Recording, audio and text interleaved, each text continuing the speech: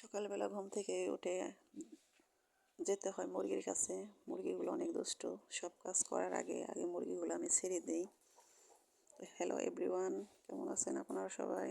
আশা করি আল্লাহর অশেষ রহমতে অনেক অনেক ভালো আছেন। আমিও আলহামদুলিল্লাহ আপনাদের সকলের দোয়ায় অনেক অনেক ভালো আছি। তো আপনারা দেশ বিদেশ যেখান থেকে আমার এই ব্লগ ভিডিওটা দেখছেন তাদের সবাইকে জানাই আমার শুভেচ্ছা, শুভকামনা। তো সকালবেলা সব কাজ সেরে নিয়েছি। মুরগি ছেড়ে দেওয়ার পর তারপর আমি আমার গাছগুলোর কাছে এসেছি। আজকে গাছে একটু রোদ পেয়েছে, দেখেন কি সুন্দর, সব ফুলগুলো কেমন হাসছে। সকালবেলা উঠে আমি এগুলোর সাথে দেখা না করলে আমার ভালো লাগে না। আমি একটু ওখানে বসেছি, দেখে ভালো লাগলো, দেখে আপনাদের সাথে শেয়ার করলাম। আমার গাছগুলো আমার কাছে অনেক প্রিয়, অনেক ভালো লাগে। খুব যত্ন সহকারে আমি এই গাছগুলো বুনেছি এবং যত্ন করে রাখার চেষ্টা করি সব সময়। তো সকালবেলা উঠে এই সমস্ত কাজ করতেছি, ভালো লাগতেছে। তো এরপরে আমি যাব হলো রান্না করতে, রান্নাঘরে। তো রান্নাঘরের দিকে আমি যাইতেছি। তো আমার সাধারণ জীবনযাপন, সাধারণ রান্নাবান্না আপনাদের কেমন লাগে বন্ধুরা? আপনারা অবশ্যই আমাকে কমেন্ট করে জানাবেন, অবশ্যই আমার পাশে থাকবেন। আমিও ইনশাল্লাহ আপনাদের সবার পাশে থাকবো। তো আমি চলে এসেছি রান্নাঘরে, রান্নাঘর ঝাড়ু দিতেছি, রান্না করব। তো আজকে রান্না করব রুই মাছ দিয়ে, কচুরমুখী আর হলো চিনালু যেটাকে আমরা বলি, সেটা দিয়ে মাছ রান্না করব।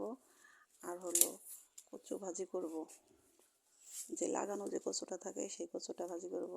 এই কচুটা খেতে অনেক মজা। এটা আমাদের বাড়ির পাশে একটা খেতে হয়েছে, ওখান থেকে নিয়ে এসেছি, ওটাকে ভাজি করব। তো অনেক গরম লাগতেছে, তো আমি রান্নাঘরে ঢুকে ভাতটা বসিয়ে দিয়েই আমড়া ছিল একটা, সেই আমড়াটা ছিলে খাবো, সেই আমড়াটা এখন কাটতেছি।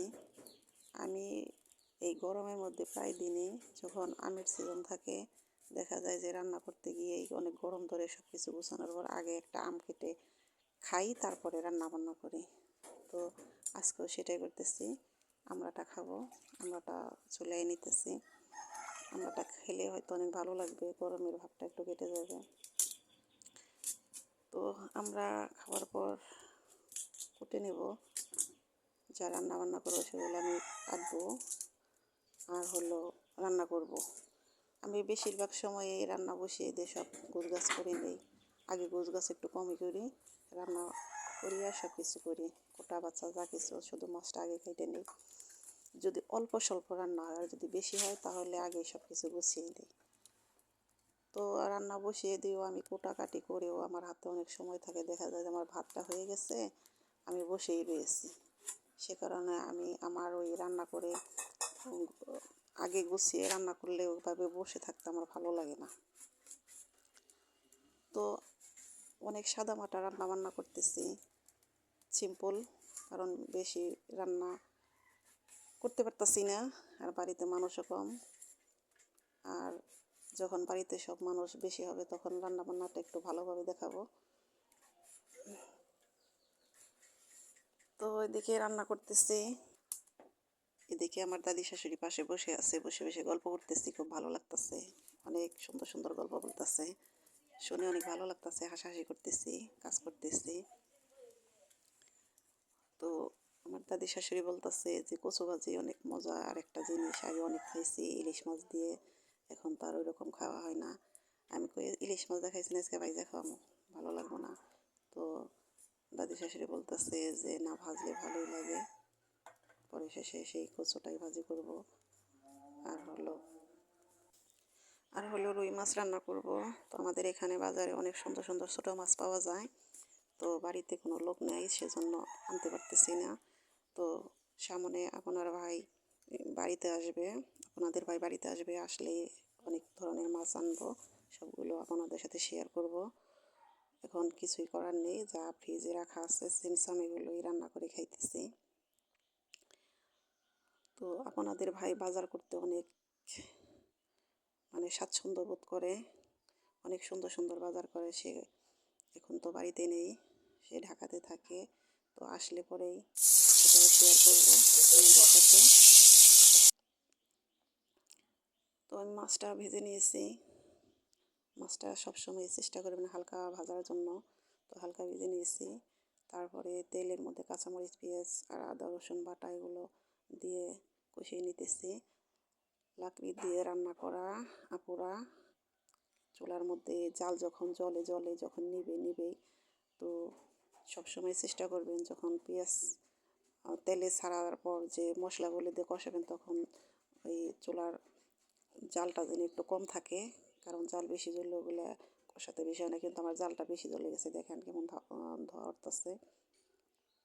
তো আমি এগুলো কষিয়ে নিয়ে সবজিগুলো দিয়ে দিব। সবজিগুলো দিয়ে ভালো করে কষিয়ে নিব। সবসময় চেষ্টা করবেন সবজিগুলো ভালো করে কষিয়ে নেওয়ার। তো সবজিগুলো দিয়ে আমি ভালো করে ঢেকে কষিয়ে নিতেছি। তো আমার তরকারিতে হয়তো একটু হলুদটা একটু বেশি পড়ে গেছে, দেখেই বোঝা যাইতেছে। তো বন্ধুরা, সব মশলা সব তরকারিতে দেওয়া চলে না। সব যেটা দরকার সেটা দিতে হয়। তবে সবসময় চিন্তা করবেন যে মশলাগুলো একটু কম খাওয়ার জন্য না দিলেও চলে না, আবার যাতে বেশিও না হয় সেভাবে দিয়ে রান্না করার চেষ্টা করবেন। আমার তরকারিটা কষানো হয়ে গেছে, এখন আমি ঝোলটা দিয়ে দিব। এটা যেহেতু মুখি আর হলো চীনা আলুর তরকারি, সে কারণে ঝোলটা একটু বেশি দিলাম, কারণ এটা নামানোর পর ঝোলটা কমে যায় এমনিতেই। তো এই ছিল আমার তরকারি রান্না আজকে মাছের। এবার আমি চুলায় দিয়ে দেব কচু ভাজিটার জন্য হলো তেলটা দিয়ে দিয়েছি, এর মধ্যে দিয়ে দিয়েছি রসুন থেতো করে এই রসুনটা দিয়ে দিয়েছি। তার মধ্যে দিয়ে দেবো একটা শুকনো মরিচ দিলে ভালো হতো, কিন্তু আমার শুকনো মরিচ নাই, শুকিয়ে গেছে। তো আমি রসুনটা ভালো করে ভেজে নিতেছি। একটু ব্রাউন কালার হয়ে আসলে তারপরে এর মধ্যে দিয়ে দিলাম কালো জিরাটা অবশ্যই দেওয়ার চেষ্টা করবেন কচু ভাজিতে। তারপরে কাঁচামরিচ পেঁয়াজ দিয়ে দিলাম। এর মধ্যে দিয়ে দেবো একটু লবণ।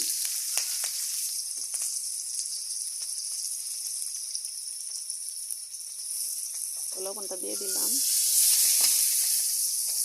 এর মধ্যে কচুটা দিয়ে দিতেছি, দিয়ে এটাকে ভালোভাবে নেড়ে চেড়ে ঢেকে তারপর আমি এই ভাজিটা করে নেব। এই ভাজিটা খুবই মজা লাগে আমার কাছে। বর্ষায় এই কচুটা ভেজে খেতে বা তরকারি করে খেতে খুব ভালো লাগে। তো আমার ভাজিটা শেষ হয়ে গেছে।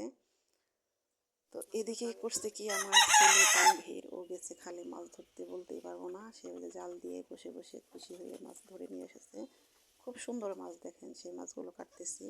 এগুলো আমি ওকে ভেজে দিব, ও খাবে, ওর খুব শখ।